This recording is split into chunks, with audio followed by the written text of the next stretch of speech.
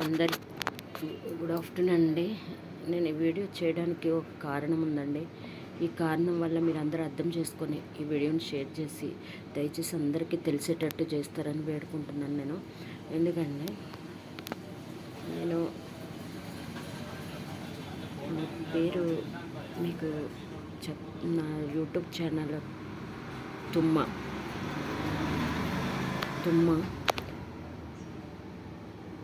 ఈ యూట్యూబ్ ఛానల్ని దయచేసి ఎందుకు చేస్తున్నానంటే, నేను ఒక పెద్ద పేరుగాంచిన సంస్థలో నేను గత 26 ఇయర్స్ నుంచి నేను జాబ్ చేస్తున్నాను.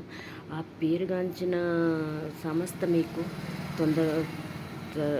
ఒక 2 వీడియోస్ అయిన తర్వాత మీకు నేను రివీల్ చేస్తాను. నేను ఆ పేరుగాంచిన సంస్థ ప్లస్ నా ఫేస్ రివీల్ చేస్తాను. దయచేసి ఈ వీడియోని చూసి అందరూ అర్థం చేసుకుంటారని నేను ఈ వీడియో చేస్తున్నానండి.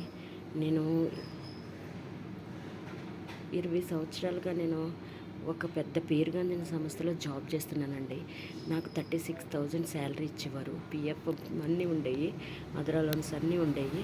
అలాంటిది నాకు సడన్గా నాకు ఒక అక్టోబర్లోని నాకు మీరు జాబ్ అవసరం లేదని చెప్పారు.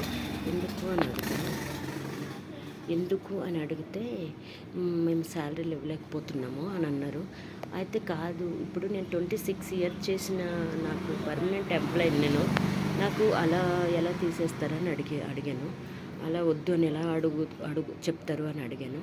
అడిగితే నేను మాకు కాదండి అనేసి ఆయన ఇన్ఛార్జ్ ఆయన చెప్పారు. ఆ పేరుగాంచిన సంస్థ అంటే అది ఇంటర్నేషనల్ పేరుగాంచిన ఒక దైవికంగా ఒక సంస్థ అది. ఆ సంస్థలో అలాంటి వాళ్ళే ఇలా చెప్తున్నారా మీరు అని నేను అడిగాను. అవును అనేసి ఇంకా నన్ను ఒకలాగా టార్చర్ పెట్టడం మొదలుపెట్టారు. మీరు అది చేయట్లేదు, నేను ఒక నర్స్ని, నేను ఇంకొకటి నేను నర్సే, కానీ నాకు ఆల్మోస్ట్ అన్ని వర్క్లు నేను నేర్చుకుని నేను మొత్తం బిల్లింగ్ చేయడం, కంప్యూటర్ మీద వర్క్ చేయడము, ఇప్పుడున్న జనరేషన్తో సహా వర్క్ చేయడం అన్నీ చేసేదాన్ని. అది కొంతమందికి, నాకు పక్క వాళ్ళకి, నా కొలీగ్స్కి నచ్చేది కాదు.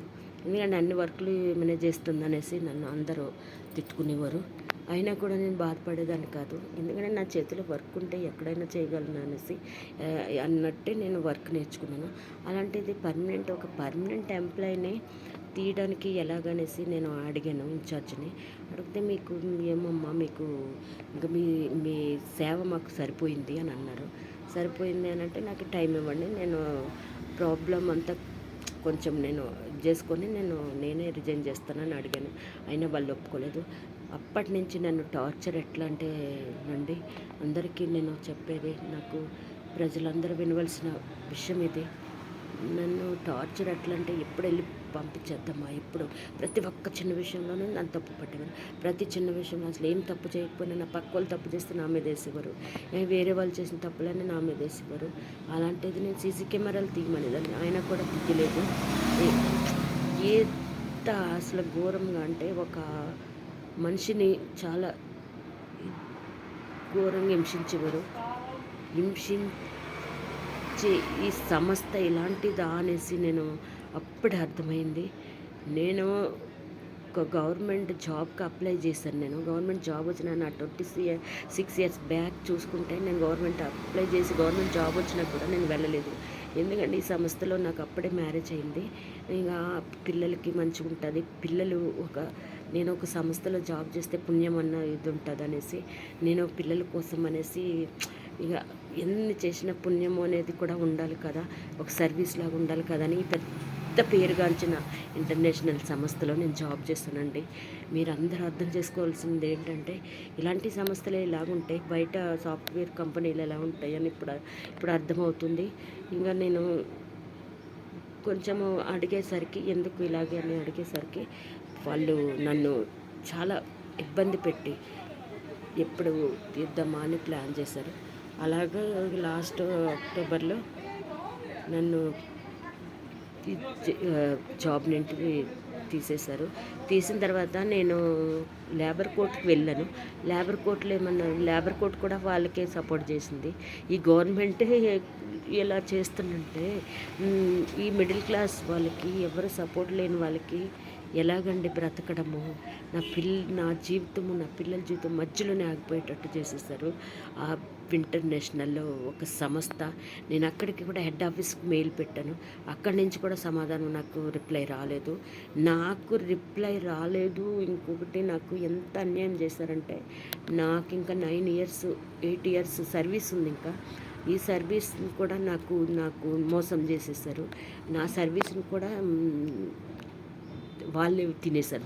దుర్మార్గులు అనిపిస్తుందండి. అలాంటి వాళ్ళ పేరు రిలీజ్ చేస్తాను నేను.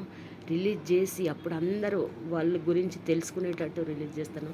దయచేసి ఈ వీడియో అందరికీ షేర్ చేసి మీరు నా బాధ నాకు అర్థం చేసుకొని ఈ వీడియోని షేర్ చేసి నా బాధను అర్థం చేసుకుంటారని ఆశిస్తే ఈ పార్ట్ 1 వీడియోని పార్ట్ 2 వీడియోలో మళ్ళీ మీకు కలుస్తానండి, చెప్తానండి.